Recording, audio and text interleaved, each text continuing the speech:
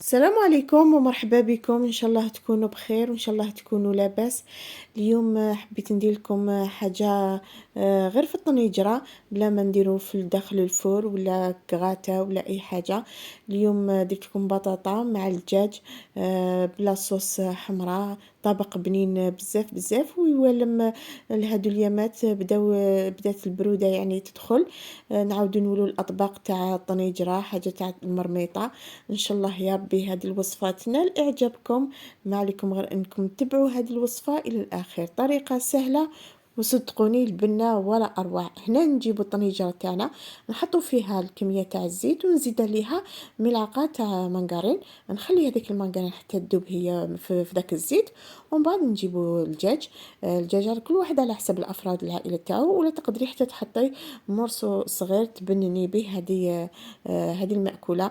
نقلب مليح الدجاج كيما راكم تشوفوا.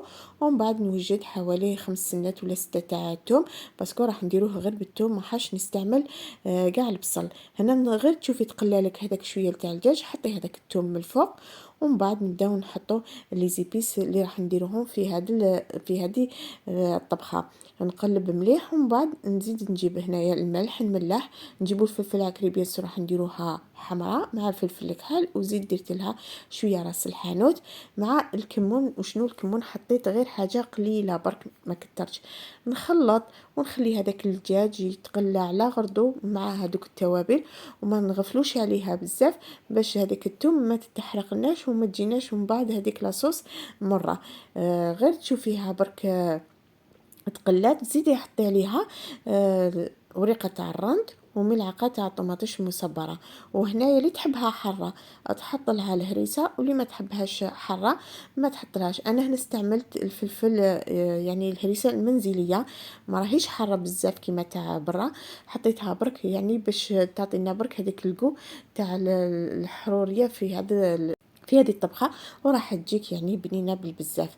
نخليه يتقلى ومن بعد نحط عليه الماء سخون باش ما نضمن هذيك الثوم تاعي ما تحرق ليش.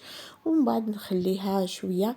وفي نفس الوقت كانت عندي الحميصه تحبي تحطيها مشمخه ليله كامله، ولا كاين اللي يغليها ويحطها داخل الكونجيلاتور ومن بعد يحطها مع الاخر.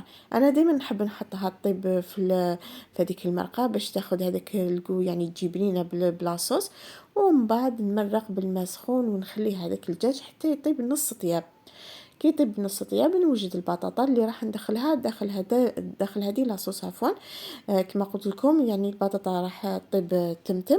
والدجاج غير تشوفيه برك نص طياب نورمالي. هذيك البطاطا جبت هنا 3 حبات يكونوا كبار، قطعتهم قطع يكونوا شويه خشان، ما درتهمش صغيورين بزاف باش ما تطيحناش داخل لاصوص. كما قلت لكم البطاطا معروفه يعني الطيب في 10 دقائق وراهي طابت البطاطا تاعنا.